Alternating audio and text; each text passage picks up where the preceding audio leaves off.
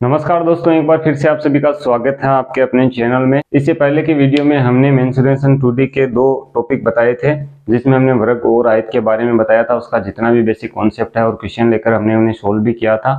तो आज के इस वीडियो में हम यहाँ पर सीखने वाले हैं सर्किल वृत्त के बारे में। वृत्त क्या होता है, क्या क्या इसमें दिया जाता है, क्या इसके फॉर्मूला, किस तरीके से फॉर्मूला से हम इसके क्षेत्रफल, इसके परिमाप, परिधि ज्ञात करते हैं। चलिए इसके बारे में हम समझते हैं। इस वीडियो में हम सर्किल वृत्त के बारे में समझेंगे। वृत्त यहाँ पर दोस्तों क्या होता है, जिसे सर्किल कहते हैं। वृत्त एक गोलाकार घेरा है जो एक समतल पर बनाया जाता है।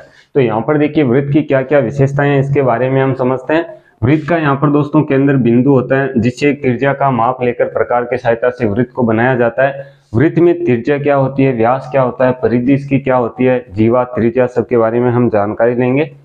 तो यहाँ पर देखिए सबसे पहले त्रिज्या की हम बात करें तो वृत्त का जो केंद्र बिंदु है, जिसे हम ओ से नाम दे देते हैं, और एक वृत्त की परिधि, परिधि क्या है, जो ये घेरा है यही इसकी परिधि है और यही इसका परिमाप है। वृत्त का जो घेरा होता है गोलाकार, इसकी कितनी लंबाई है उसे वृत्त की परिधि कहते हैं, और इसका जो अंदर का क्षेत्र है इसे इसका क्षेत्रफल कहते हैं।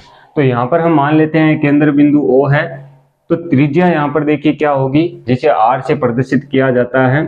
त्रिज्या यहाँ पर क्या होगी कि अगर वृत्त की परिधि पर स्थित कोई बिंदु है, जैसे मान लीजिए यहाँ पर बिंदु ए है, तो इस ए बिंदु को अगर हम केंद्र बिंदु से मिला दें तो यहाँ से यहाँ तक की जो दूरी होगी उसे हम क्या कहेंगे, इसे हम त्रिज्या कहते हैं। ठीक है, यानी हम कह सकते हैं कि वृत्त की परिधि पर स्थित बिंदु को वृत्त के केंद्र से मिलाने वाले रेखाखंड को त्रिज्या कहते हैं, तो इसे वृत्त की त्रिज्या कहते हैं। यहाँ पर दोस्तों पूरा आपको बेसिक से सीखने को मिलेगा। किसी को भी वृत्त के बारे में जीरो नॉलेज है वो भी यहाँ से बेसिक सीख सकता है। अब यहाँ पर देखिए त्रिज्या हो गई, जिसे आर से हम प्रदर्शित करेंगे। इसके बाद में देखिए वृत्त में क्या होता है, वृत्त में होता है एक व्यास। व्यास क्या होता है कि अगर त्रिज्या को हम दुगुना कर दें, त्रिज्या को दुगुना कर दें, देखिए यहाँ पर एक परिधि पर बिंदु था जिसे हमने केंद्र से मिलाया तो त्रिज्या बनी। अब मान लीजिए यहाँ पर एक बिंदु अलग है जिसे बी नाम दिया जाता है, तो इसे जब केंद्र बिंदु से मिलाएंगे तो ए से लगाकर बी तक की दूरी होगी, उसे हम क्या कहेंगे, उसे हम व्यास कहेंगे। तो ये हो गई त्रिज्या आर। व्यास को व्यक्त किया जाता है डी से, व्यास होता है उसे व्यक्त किया जाता है डी से, ठीक है, जिसे डायमीटर कहते हैं। अब यहाँ पर देखिए कुछ इसकी विशेषताएं हैं कि वृत्त की जितनी भी त्रिज्याएं होगी सभी लंबाई में आपस में क्या होगी, बराबर होगी। तो यहाँ पर देखिए ए ओ है जो यहाँ पर इस वृत्त की त्रिज्या है, और ओ बी भी क्या है, एक वृत्त की त्रिज्या है। तो हम कह सकते हैं कि ए ओ बराबर किसके होगी, ओ बी के। तो यहाँ पर जो व्यास है, व्यास देखिए क्या कह सकते हैं हम व्यास को, कि व्यास है जो त्रिज्या का 2 गुना होगा। ठीक है, 2 इंटू त्रिज्या, या आर से हम इसे लिख सकते हैं। तो व्यास है वो त्रिज्या का क्या होगा, दुगुना। दुगुना क्यों है कि ए ओ त्रिज्या ओ बी त्रिज्या दोनों की लंबाइयां बराबर हैं, तो यहाँ पर हम कह सकते हैं ए ओ और ओ बी मिलके ए बी बनता है। हम कह सकते हैं ए ओ और ए ओ मिलके ए बी बनता है। तो यहाँ पर 2 बार त्रिज्या काम में आ रही है, लंबाई में बराबर है, तो ये त्रिज्या का दुगुना होगा। अगर यहाँ पर हम त्रिज्या से व्यास को निकालें तो कैसे निकाल सकते हैं, यहाँ पर हमें व्यास दिया गया है, त्रिज्या दी गई है, तो यहाँ से हम क्या करेंगे, 2 को इसके बटे में पक्षांतरण करेंगे, तो व्यास का आधा क्या हो जाएगा, त्रिज्या। कि अगर त्रिज्या हमें ज्ञात करनी हो, क्वेश्चन में हमें व्यास दिया गया हो, तो व्यास जो डी हमें दिया जाता है उसका हम आधा करेंगे, तो यहाँ पर त्रिज्या ज्ञात होगी। ये हम कह सकते हैं त्रिज्या का मान है जो व्यास के आधे के बराबर होता है, और व्यास का मान त्रिज्या का दुगुना होता है। तो इस प्रकार से व्यास और त्रिज्या में संबंध है। अब यहाँ पर देखिए जब भी हम वृत्त का क्षेत्रफल परिमाप ज्ञात करेंगे तो यहाँ पर हमें त्रिज्या की आवश्यकता होगी, क्योंकि त्रिज्या से ही हम क्या करते हैं, इसका क्षेत्रफल और परिमाप ज्ञात करते हैं, जो परिधि है। इस प्रकार से हमें समझ में आया कि व्यास हमें कब चाहिए, अगर व्यास हमें दिया गया है तो उससे हम त्रिज्या ज्ञात कर सकते हैं। अब यहाँ पर देखिए त्रिज्या हो गई, व्यास हो गया। इसके बाद में वृत्त में और क्या ऐसी चीजें हैं जो हमें जानना जरूरी है। इसके बाद में आता है दोस्तों जीवा। जीवा क्या होती है कि अगर वृत्त की परिधि पर स्थित 2 बिंदुओं को मिला दिया जाए, जैसे यहाँ पर ए बी हमने ले लिया, सी यहाँ पर ले लेते हैं, मान लीजिए यहाँ पर डी बिंदु है। ठीक है, तो अगर सी को हम डी से मिला दें तो यहाँ पर इसे हम क्या कहेंगे, इसे हम जीवा कहेंगे। इसे हम क्या कहेंगे, जीवा। तो यहाँ पर एक क्वेश्चन बनता है कि व्यास को जीवा कहा जा सकता है या नहीं कहा जा सकता।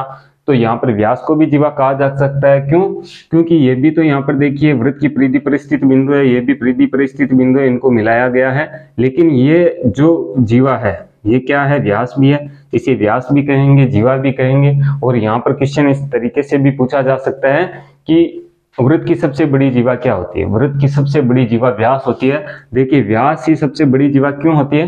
क्योंकि ये केंद्र से जाती है, यानी कि वृत्त को दो बराबर भागों में विभाजित करती है। अब यहाँ पर दोस्तों और क्या क्वेश्चन पूछा जा सकता है कि एक वृत्त में कितनी जीवाएं खींची जा सकती है? तो एक वृत्त में अनंत जीवाएं खींची जा सकती है, जिसका कोई अंत नहीं है। अनंत जीवाएं कहीं पर भी इस तरीके से हम खींच सकते हैं, इस तरीके से भी खींच सकते हैं। और यहाँ पर व्यास जो है वृत्त की सबसे बड़ी जीवा होती है।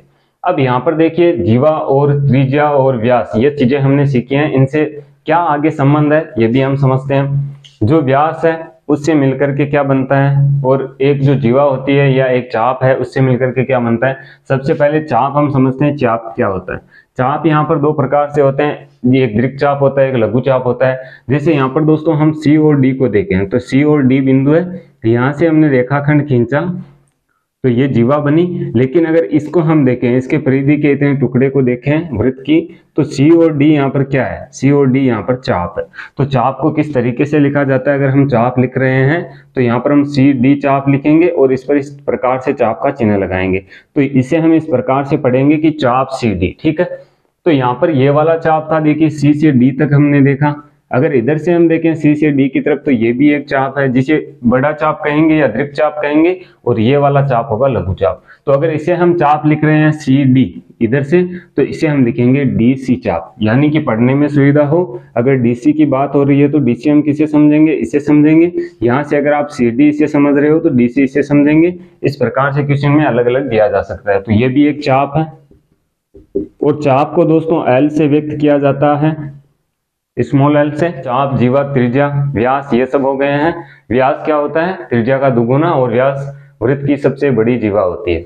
तो यहाँ पर दोस्तों हम जीवा और व्यास के बीच में संबंध देखें तो हम कह सकते हैं कि हर व्यास को जीवा कहा जा सकता है, लेकिन हर जीवा को व्यास नहीं कहा जा सकता। इसका कारण क्या है? देखिए जीवा हम यहाँ से खींच सकते हैं, जैसा कि अभी मैंने चाप के बारे में आपको बताया कि सी डी एक चाप है और इधर से हम देखें तो डी सी एक चाप है। इसी प्रकार से अगर व्यास है तो व्यास के लिए भी चाप बनेंगे, जैसे ए से बी तक एक चाप हो गया, बी से ए तक एक चाप हो गया, तो ये भी चाप है।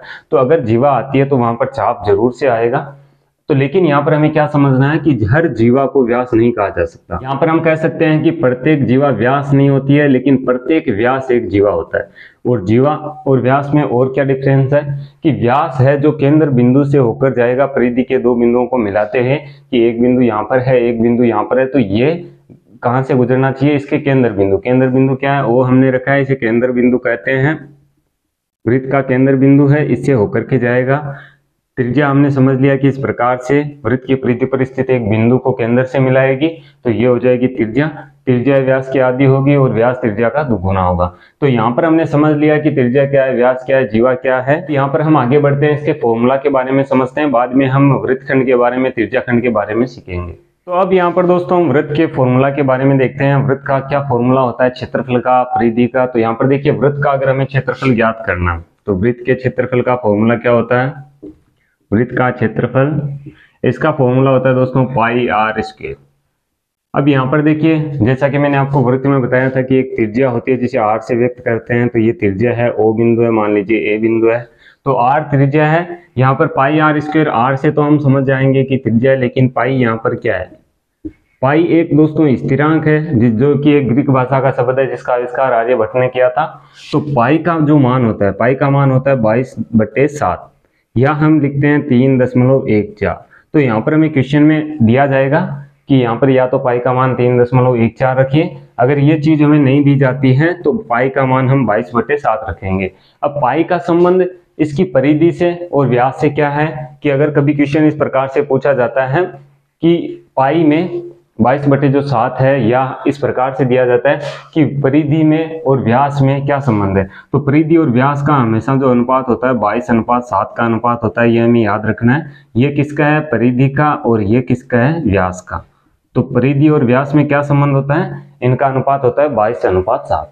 इसी से पाई का आविष्कार हुआ है जो आर्यभट्ट ने किया था। अब यहाँ पर दोस्तों देखिए वृत्त का क्षेत्रफल हमने देख लिया। यहाँ पर हम समझते हैं वृत्त का परिमाप या वृत्त की परिधि। वृत्त की परिधि, वृत्त की परिधि का फॉर्मूला होता है 2πr। देखिए पाई आर स्क्वायर इसका क्षेत्रफल था, यानी कि 22/7 गुणा त्रिज्या का स्क्वायर हमें करना है। यहाँ पर है 2πr, यानी कि 2 × 22/7 × त्रिज्या। ठीक है, तो ये होगा वृत्त का क्षेत्रफल और ये हो जाएगा वृत्त का परिमाप। तो यहाँ पर दोस्तों हमने सीख लिया वृत्त का क्षेत्रफल, वृत्त का परिमाप, त्रिज्या और परिधि व्यास में क्या संबंध होता है। अब यहाँ पर दोस्तों हम समझते हैं त्रिज्या खंड को, वृत्त खंड को। त्रिज्या खंड क्या होता है, वृत्त खंड क्या होता है। यहाँ पर देखिए, यहाँ पर मैंने आपको बताया कि एक त्रिज्या होती है जो क्या होती है, केंद्र से मिलके किसको मिलाती है, परिधि पर स्थित किसी बिंदु को। ठीक है, लेकिन अगर यहाँ पर हम दो त्रिज्याएं खींच दें, जैसे मान लीजिए यहाँ पर ए त्रिज्या थी ए ओ, और एक यहाँ पर मान लीजिए बी बिंदु है, तो यहाँ पर भी एक त्रिज्या हम खींच लेते हैं इस प्रकार से। तो यहाँ पर ए ओ और बी ओ दोनों क्या है, त्रिज्या है, और दोनों त्रिज्याओं से यहाँ पर क्या बन रहा है, कोण बन रहा है, जिसे हम थीटा नाम से लिखते हैं। ठीक है, तो इसका कोई भी मान हो सकता है, दिया गया रहेगा इसका। तो यहाँ पर देखिए ये जो बना है ए ओ बी, यहाँ पर ध्यान से देखिए ए ओ बी जो बना है ये क्या है, ये एक त्रिज्य खंड है। ये क्या है, इसे कहते हैं त्रिज्य खंड।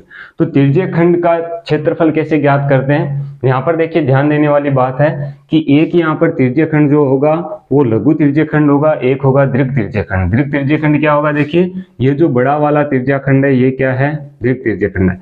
अगर हम इसे ए ओ बी इस छोटे वाले को पढ़ते हैं लघु त्रिज्य खंड को, तो बड़ा वाला क्या होगा, बी ओ ए, यानी कि इस प्रकार से, और ये इतना सा है, तो ये लघु त्रिज्य खंड है। तो यहाँ पर मैं नाम लिख देता हूं, ये हो जाएगा लघु त्रिज्य खंड,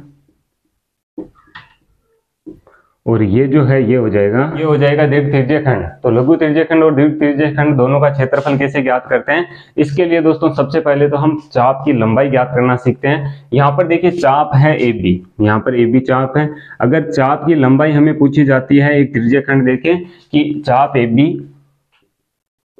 बी की लंबाई क्या होगी, तो इसके लिए दोस्तों सीधा सा फॉर्मूला है। फॉर्मूला क्या है, यहाँ पर फॉर्मूला होगा 2 पाई आर थीटे बटे 360 डिग्री, 2 पाई आर थीटे बटे 360 डिग्री। तो यहाँ पर दोस्तों चाप की लंबाई का फॉर्मूला होगा 2 पाई आर थीटे बटे 360 डिग्री। यहाँ पर मान किस तरीके से रखने हैं, 2 है जो सूत्र में, पाई का मान 22/7 हो जाएगा, त्रिज्या हमें दी गई रहेगी, और थीटे का मान यानी कोण का मान यहाँ पर दिया हुआ रहेगा। और तो 360 डिग्री किसके लिए आया है, जो यहाँ पर वृत्त के सभी कोण हैं, वृत्त पर एक केंद्र पर बनने वाले कोण 360 डिग्री का होता है। वृत्त में पूरे कितने कोण बनते हैं, 360 डिग्री। ठीक है, तो ये होगी चाप की लंबाई। अगर हमें यहाँ पर लघु त्रिज्य खंड का क्षेत्रफल ज्ञात करना है, लघु त्रिज्य खंड का क्षेत्रफल, तो इसका दोस्तों देखिए क्षेत्रफल का सूत्र क्या होता है, इसका फॉर्मूला होता है पाई आर स्क्वायर थीटे बटे 360 डिग्री। अब थीटा यहाँ पर कोण है, आर हमें पता है त्रिज्या है, पाई का मान 22/7 रखेंगे, या जो क्वेश्चन में दिया हुआ रहेगा 3.14 या 22/7। तो यहाँ पर पाई आर स्क्वायर थीटे बटे 360 डिग्री है। लेकिन यहाँ पर दोस्तों देखिए लघु त्रिज्य खंड का क्षेत्रफल है, एक तरीके से हम और ज्ञात कर सकते हैं। यदि हमें यहाँ पर त्रिज्या नहीं दी गई है, यहाँ पर हमें थीटा कोण का मान नहीं दिया गया है, लेकिन यहाँ पर हमें ज्ञात है चाप की लंबाई। चाप की लंबाई जिसे एल से व्यक्त करते हैं, चाप की लंबाई अगर हमें दी गई रहेगी तो यहाँ पर हमें कुछ नहीं करना है, यहाँ पर हम सीधा लिखेंगे 1/2 एल गुणा आर। ठीक है, एल यहाँ पर चाप की लंबाई हो जाएगी। इसे देखिए सोल्व करके भी हम देख लेते हैं इसे क्षेत्रफल आता है कि नहीं आता है त्रिज्य खंड का। किस तरीके से, देखिए अगर हम यहाँ पर 1/2 रखें, चाप की लंबाई हमें पता है, इसका फॉर्मूला क्या होता है 2 पाई आर थीटे बटे 360 डिग्री। और यहाँ पर दोस्तों एक आर हमें और दिया गया है, तो यहाँ पर हम आर लिख देंगे। तो देखिए 2 से 2 को कटाएंगे, पाई आर का गुणा आर से होगा, आर स्क्वायर हो जाएगा, तो पाई आर स्क्वायर थीटे बटे 360 डिग्री। तो यहाँ पर देखिए यही फॉर्मूला था लघु त्रिज्य खंड के क्षेत्रफल को ज्ञात करने का, पाई आर स्क्वायर थीटे बटे 360 डिग्री। तो यहाँ पर अगर चाप दिया रहेगा, चाप की लंबाई दी रहेगी, तो 1/2 एल गुणा आर हम सीधा लिखेंगे, और इससे लघु त्रिज्य खंड का क्षेत्रफल हमें ज्ञात हो जाएगा। तो यहाँ पर हमने लघु त्रिज्य खंड समझ लिया है, त्रिज्य खंड का क्षेत्रफल। लेकिन यहाँ पर देखिए दीर्घ त्रिज्य खंड का क्षेत्रफल हम कैसे ज्ञात करेंगे, दीर्घ त्रिज्य खंड ये है, लघु त्रिज्य खंड ये है, तो दीर्घ का कैसे ज्ञात होगा। यहाँ पर अगर हमें ज्ञात है लघु त्रिज्य खंड का क्षेत्रफल, जैसे कि ए ओ बी हम मानते हैं ये इतना लघु त्रिज्य खंड है, तो इसका अगर क्षेत्रफल हमें ज्ञात है, तो पूरे वृत्त का क्षेत्रफल हमने अभी फॉर्मूला देखा था पाई आर स्क्वायर होता है। तो पाई आर स्क्वायर में से अगर हम इसका घटा देंगे तो जो बचेगा वो इसका क्षेत्र बचेगा। ठीक है, यानी पूरा वृत्त था, इससे हमने क्या किया, लघु त्रिज्य खंड का क्षेत्रफल इतना घटा दिया, तो दीर्घ त्रिज्य खंड का क्षेत्रफल शेष रह जाएगा। तो पाई आर स्क्वायर, इसमें से हम क्या घटाएंगे, पाई आर स्क्वायर थीटे बटे 360 डिग्री। तो ये किसका होगा, ये होगा दीर्घ त्रिज्य खंड का। तो यहाँ पर दोस्तों हमने त्रिज्या खंड के बारे में सीख लिया, त्रिज्या खंड का चाप कैसे ज्ञात करते हैं, चाप की लंबाई, यहाँ पर त्रिज्याखंड का क्षेत्रफल, यहाँ पर दीर्घ त्रिज्याखंड का क्षेत्रफल कैसे ज्ञात करते हैं इसके बारे में हमने सीखा है। तो अब हम यहाँ पर सीखने वाले हैं वृत्तखंड। देखिए सबसे पहले तो वृत्तखंड होता क्या है। वृत्तखंड बनता है दोस्तों एक जीवा और एक चाप से, जैसे कि त्रिज्याखंड बनता था दो त्रिज्याओं और एक चाप से। तो यहाँ पर जो वृत्तखंड बनेगा वो किस प्रकार से बनेगा, यहाँ पर एक जीवा होगी, जैसे ए बिंदु है बी बिंदु है, इसको हम मिला देते हैं दोनों बिंदुओं को, तो ये क्या है जीवा है, ठीक है।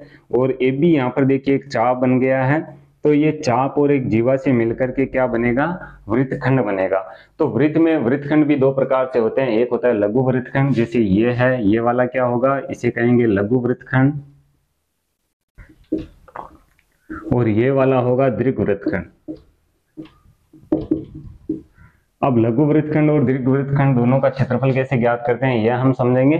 तो अधिकतर यहाँ पर हमें लघु वृत्तखंड का क्षेत्रफल ही पूछा जाता है, जिसमें यहाँ पर दोस्तों हमने सीखा था इससे पहले कि यहाँ पर एक त्रिज्या होगी, यहाँ पर एक त्रिज्या होगी, यहाँ मान लीजिए ओ बिंदु है, तो ओ ए ओ बी त्रिज्या है और एक चाप है ए बी, तो इससे ये त्रिज्याखंड बना हुआ है।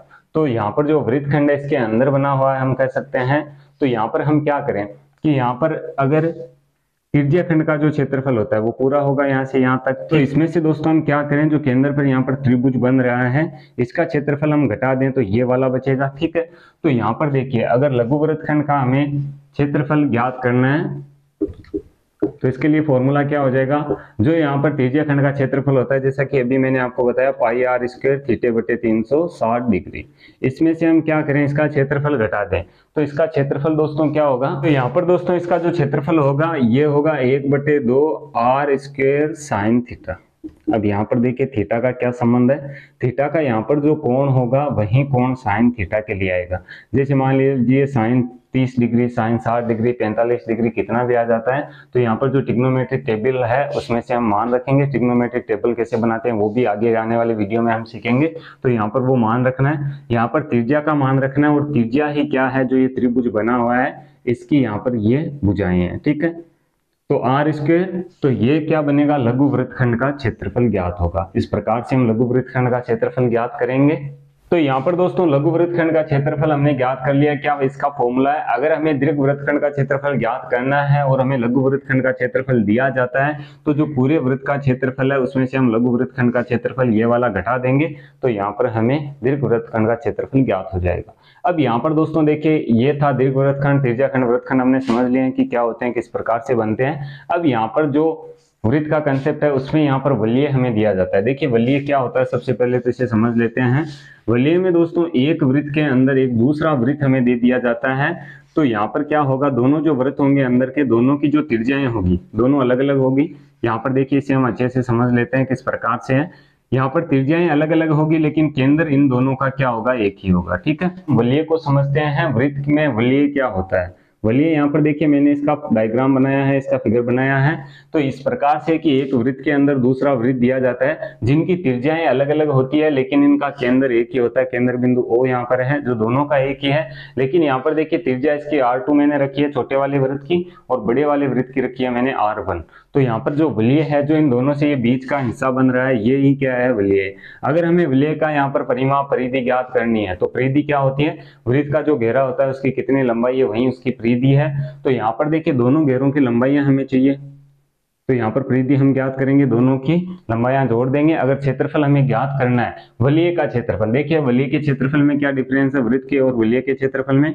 वलय यहाँ पर दोस्तों ये इतना है जो दोनों वृत्तों से मिलकर के बना है, तो यहाँ पर हमें इतना ही क्षेत्रफल चाहिए, पूरा नहीं चाहिए। तो हम क्या करेंगे, बड़े वाले जो वृत्त का क्षेत्रफल है उसमें से छोटे वाले वृत्त का क्षेत्रफल घटा देंगे, तो यहाँ पर इसका क्षेत्रफल बचेगा। तो दोनों हम ज्ञात करना सीखते हैं। सबसे पहले हम यहाँ पर सीखते हैं वलय की परिधि। देखिए वलय की परिधि कैसे ज्ञात होगी, वलय की परिधि ज्ञात करने के लिए हमें क्या करना होगा, दोनों परिधि को जोड़ना होगा। तो वृत्त की परिधि का सूत्र क्या होता है, मैंने अभी आपको बताया है। वृत्त की परिधि होती है 2πr, ठीक है। लेकिन यहाँ पर हमारे पास त्रिज्याएं अलग अलग होगी दोनों की।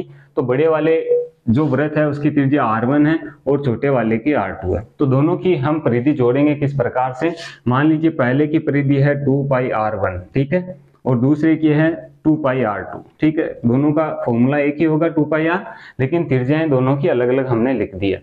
अब अगर यहाँ पर हम देखिए, यहाँ पर भी 2 पाई है, यहाँ पर भी 2 पाई है, तो 2 पाई को कॉमन ले लेते हैं। कॉमन लेने का मतलब क्या उभयनिष्ठ, कि जो हम संख्या यहाँ पर कॉमन ले रहे हैं, जितने भी यहाँ पर व्यंजक है, जितने भी यहाँ पर पद है, सभी में जो हम संख्या कॉमन ले रहे हैं उसका भाग देना है। तो 2 पाई का भाग हम यहाँ पर लगाएंगे, 2 पाई से 2 पाई कटेगा, केवल यहाँ पर R1 बचेगा तो R1 लिख देंगे, प्लस 2 पाई से 2 पाई कटेगा, यहाँ पर आएगा R2। ठीक है, तो इस प्रकार से 2 पाई R1 प्लस R2 यानी कि दोनों त्रिज्याओं को जोड़ के 2 पाई से उसका गुणा करा देना है, तो इसका ये परिधि निकल के आएगा। तो परिधि हमने ज्ञात करना सीख लिया है। अब हम वलय का क्षेत्रफल ज्ञात करते हैं। देखिए वलय का क्षेत्रफल कैसे ज्ञात किया जाता है, जैसा कि मैंने बताया कि वलय क्या होता है, ये जो घेरे, दोनों घेरों के बीच में ये जो जगह है इसे वलय कहते हैं। तो वलय ज्ञात करने के लिए हमें पता है जो पूरा क्षेत्रफल है वृत्त का, उसमें से अगर छोटे वाले का हम घटा देंगे तो वलय का क्षेत्रफल निकल के आएगा। और क्षेत्रफल का फॉर्मूला होता है पाई आर स्क्वायर। ठीक है, लेकिन त्रिज्याएं अलग है, एक R1 है, एक R2 है। तो यहाँ पर हम क्या करेंगे, पहले वाले बड़े वाले वृत्त का क्षेत्रफल लिखेंगे जो होगा पाई आर स्क्वायर, यानी कि R1 का स्क्वायर, क्योंकि बड़ी वाले वृत्त की त्रिज्या R1 है। तो दूसरा क्या होगा, इसमें से हमें क्या घटाना है, पाई R2 का स्क्वायर, जो छोटे वाले वृत्त की त्रिज्या है। यहाँ पर देखिए दोनों में क्या कॉमन आ रहा है उभयनिष्ठ, पाई आ रहा है तो पाई को बाहर लिखेंगे, R1 का स्क्वायर माइनस R2 का स्क्वायर।